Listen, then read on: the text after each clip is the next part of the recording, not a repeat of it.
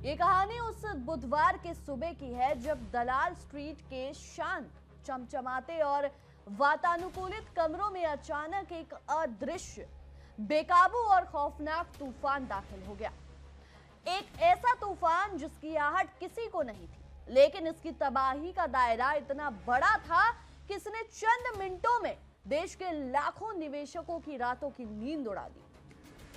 घड़ी की सुइयां जैसे ही ठीक सुबह 9:15 पर पहुंची तो रोज की तरह देश के सबसे बड़े शेयर बाजार के भारी भरकम इलेक्ट्रॉनिक दरवाजे खुले। कंप्यूटर स्क्रीन से एक झटके के साथ चालू हुई।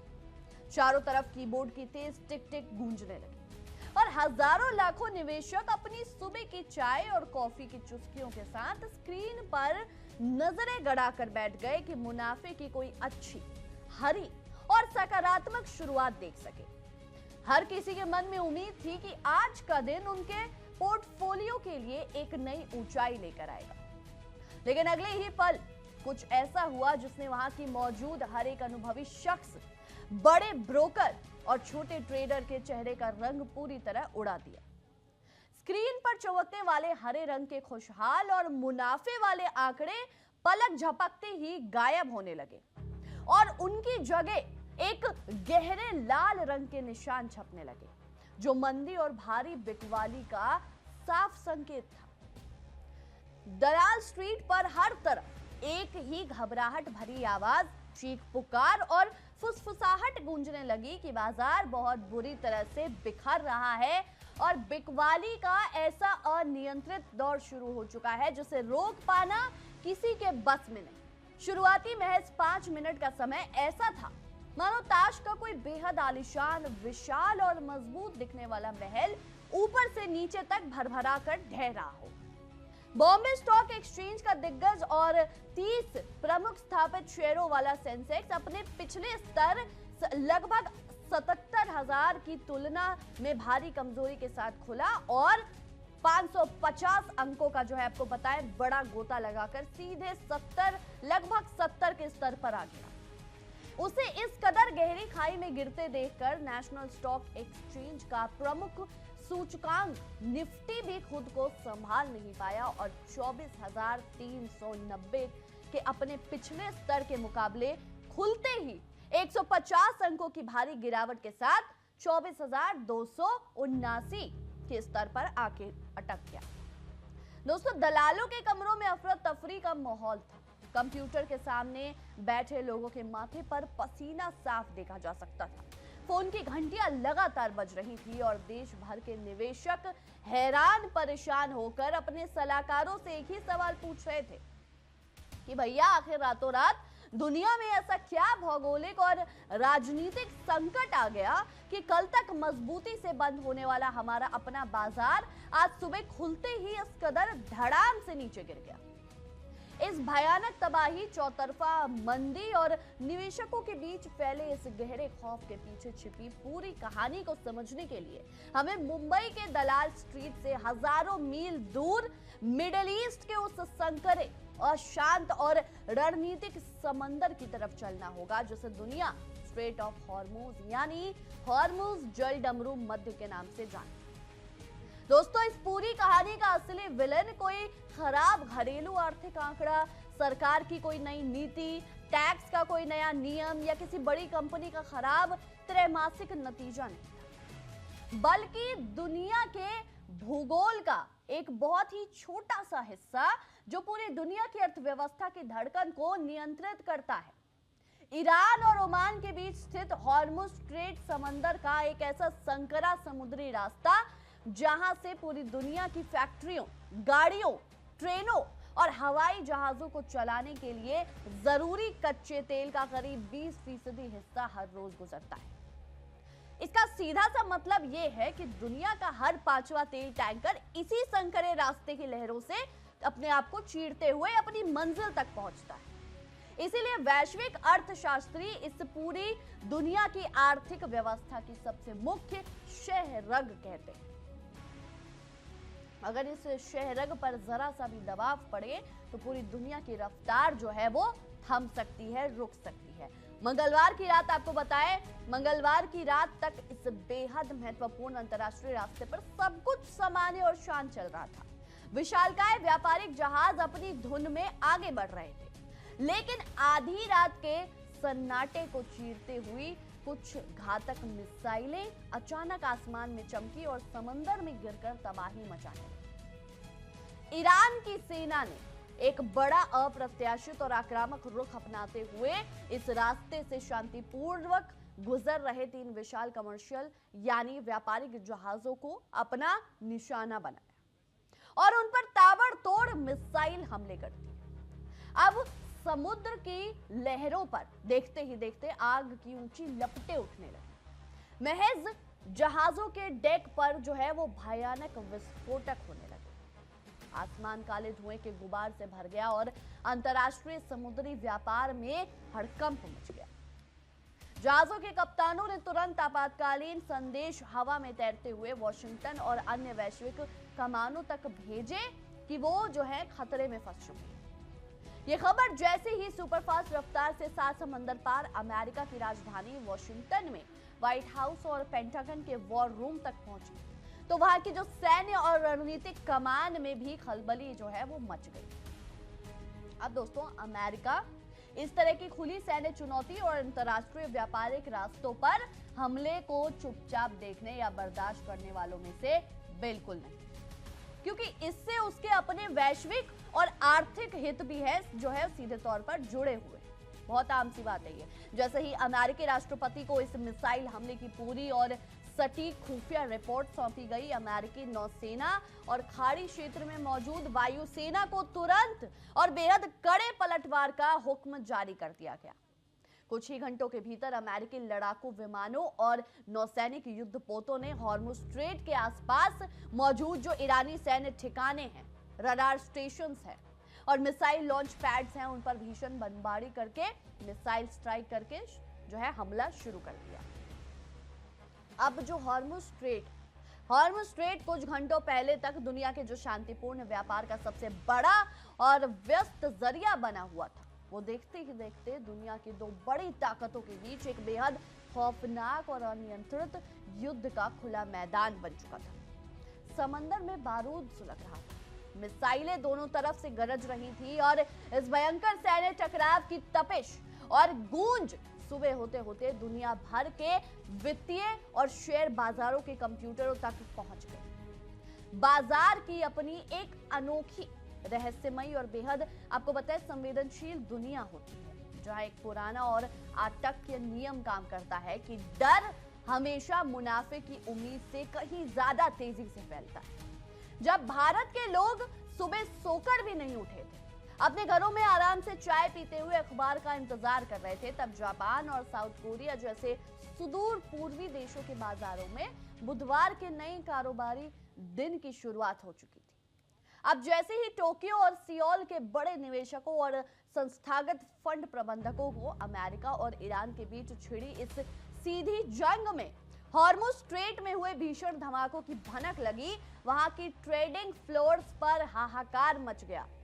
अपनी पूंजी बचाने के लिए जो बिकवाली की एक अंधी होड़ है वो लग गई वहां। जापान का आपको बताए प्रमुख शेयर सूचकांक निक्केई खुलते ही 500 से ज्यादा अंक टूटकर नीचे चला गया और निवेशकों को भारी चपत लगी, जबकि दूसरी तरफ साउथ कोरिया का कोस्पी इंडेक्स भी देखते ही देखते 1% से ज्यादा की भारी गिरावट लेकर ट्रेड करने लगा। अब इसके साथ ही सिंगापुर में ट्रेड होने वाला गिफ्ट निफ्टी भी गहरे लाल निशान में डूब चुका था, जो भारतीय बाजार के खुलने से पहले ही मंदी का साफ और बड़ा इशारा दे रहा था। सुबह सुबह एशिया के इन मजबूत और स्थिर माने जाने वाले बाजारों की ये बदहाली देखकर भारतीय विश्लेषकों को ये पूरी तरह साफ हो चुका था कि बुधवार का दिन भारतीय निवेशकों के लिए भी एक बहुत बड़ी और दर्दनाक परीक्षा लेकर आने वाला है, और बाजार खुलते ही ठीक वैसा ही हुआ। इस भयानक जंग का सबसे सीधा,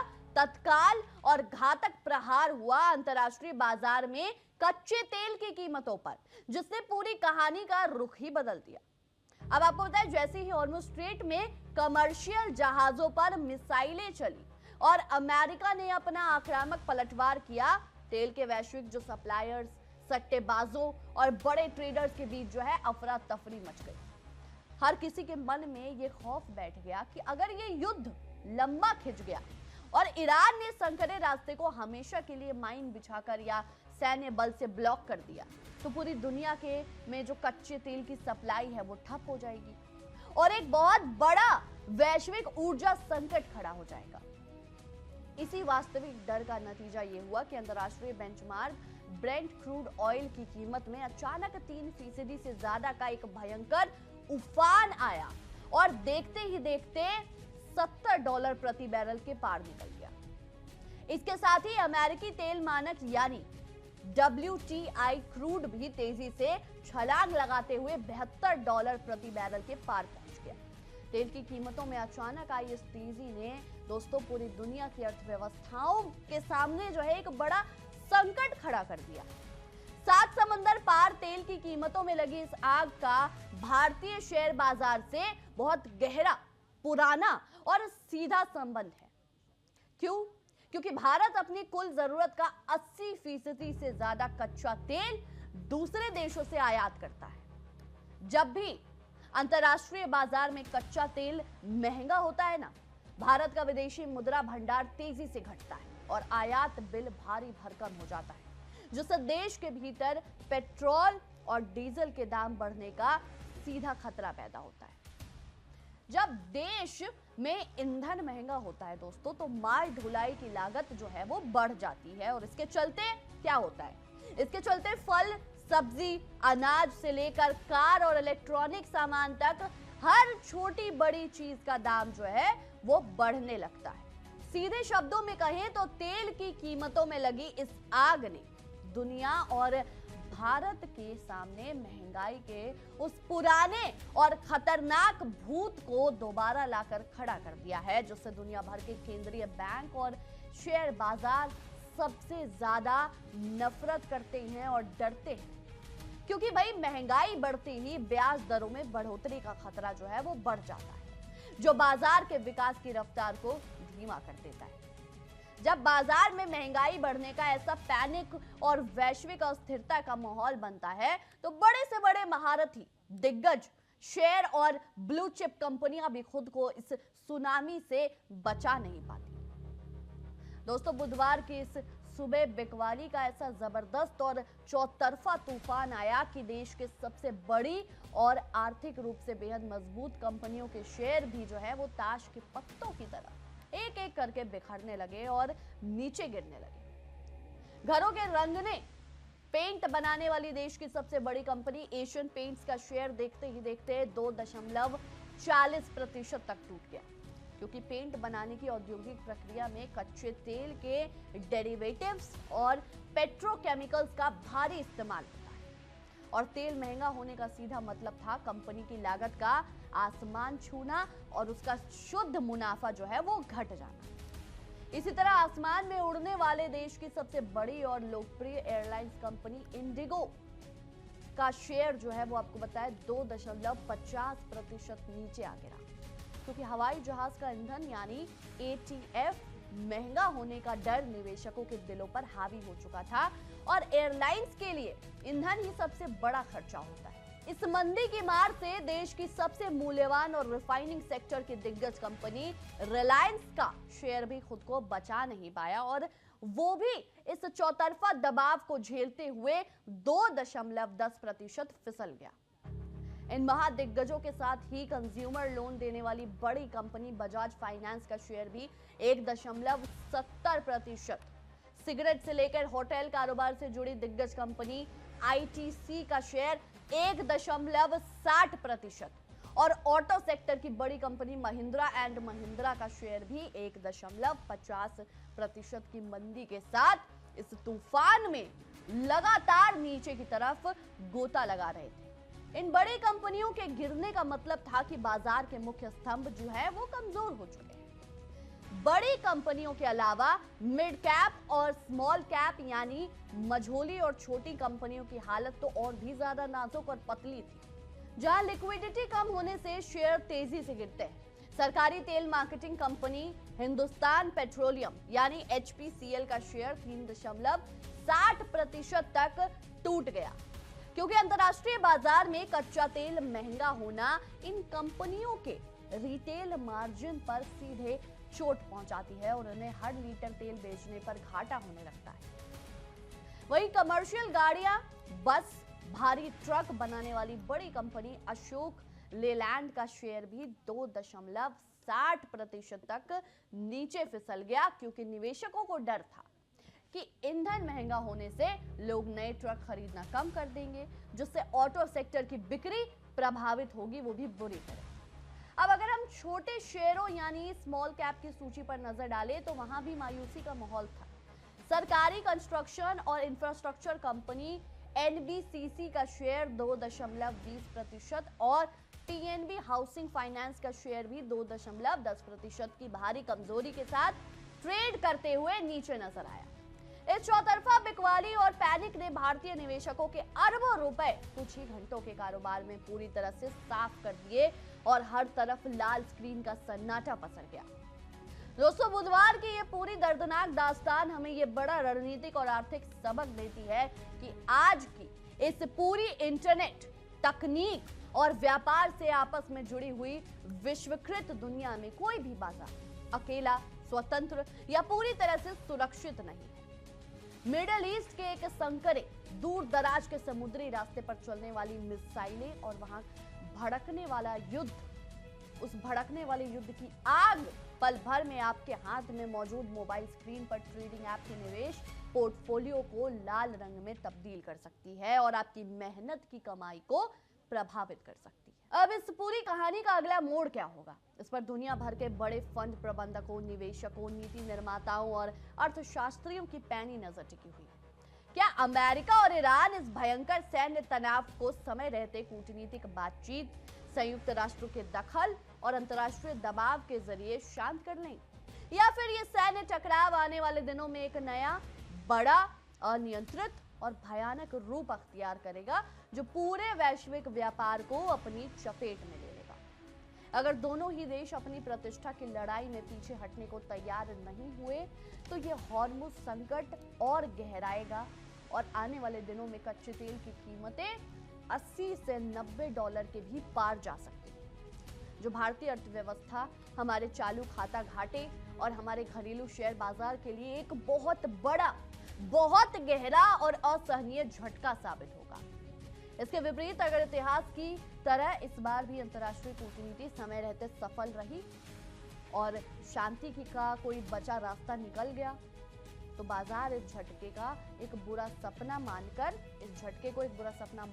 भुला देगा और उतनी ही तेजी से वापस बाउंस बैक करके अपनी पुरानी चमक बिखेर सकता है।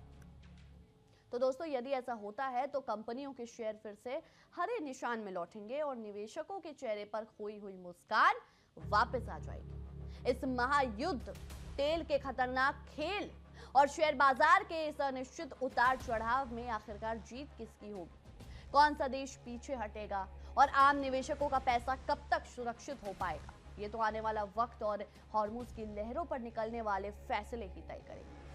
फिलहाल के लिए हमारी इस विशेष रिपोर्ट में इतना ही। नमस्कार। देखिए इंडिया डेली 24/7 अब आपके स्मार्ट टीवी पर।